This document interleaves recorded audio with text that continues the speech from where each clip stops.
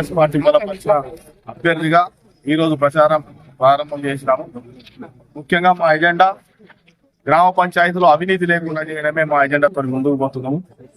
ప్రతి కార్యక్రమం కూడా అవినీతి రహితంగా గ్రామ పంచాయతీ తీర్చిదిద్ది మంచి కార్యక్రమాలు చేసి భోజనపేట గ్రామాన్ని సస్యశ్యామలం చేసి అభివృద్ధి పదంలో ముందుకు తీసుకుపోతాం అని చెప్పి ఒకే ఒక ఎజెండాతో బలరాజరెడ్డి ఆశీస్సులతో ఊరు సమస్యలు ఏమైనా, గ్రామ సమస్యలు ఏమైనా, సీసీ రోడ్లు కానీ, డ్రైనేజ్ సమస్య కానీ అన్ని కూడా బ్రహ్మాండంగా చేసుకుందామని ఈ